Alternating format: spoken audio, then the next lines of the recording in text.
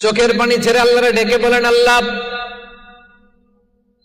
এই জমিনে আমি ছাড়া তোমার গোলামের কোনো অভাব নাই, কিন্তু তুমি ছাড়া দ্বিতীয় কোনো রব আমার নাই, তুমি ছাড়া দ্বিতীয় কোনো জায়গায় চাওয়ার সুযোগ আমার নাই।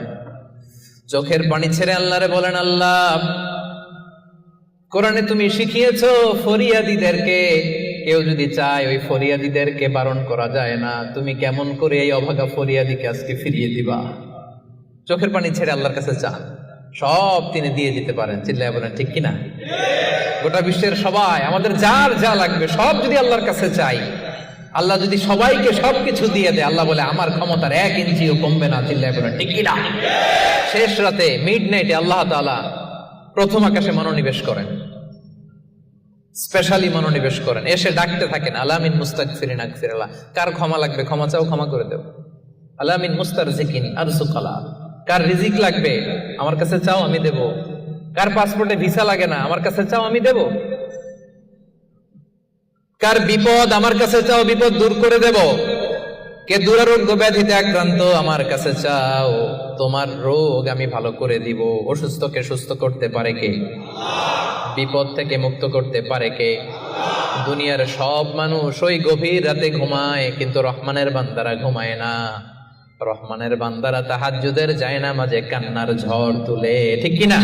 রাত কি কেটে যাবে ঘুমে অলসে, রাত কি কেটে যাবে ঘুমে অলসে, তুমি কি জানবে না তোমার নিজেকে প্রভুকে?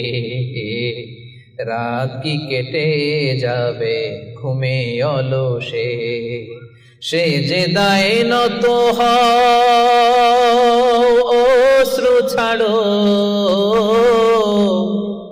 প্রভুর স্মরণে হৃদয় গড়ো, প্রাণ ঢেলে সব ব্যথা বলো প্রভুকে, বলো প্রভুকে। রাত কি কেটে যাবে ঘুমে অলসে। পড়েন আল্লাহু আকবার। মাঝরাতে বিশ্বনবী দাঁড়াতেন, মধ্যরাতে। ওই মুহূর্তটা বড্ড আলোকিত মুহূর্ত। যারা ওই সময়ে জেগে জেগে আল্লাহর ইবাদত করে তারাই জানে ওই ইবাদতের কি মজা। ঠিক ওই মুহূর্তে কপাল জমিনে ঠুকে যারা সেজদায় পড়ে থাকে তারাই জানে ওই সময়ের কত দাম। রহমানের বান্দা এত সহজে হওয়া যায় না। ইয়ানজিলু রাব্বুনা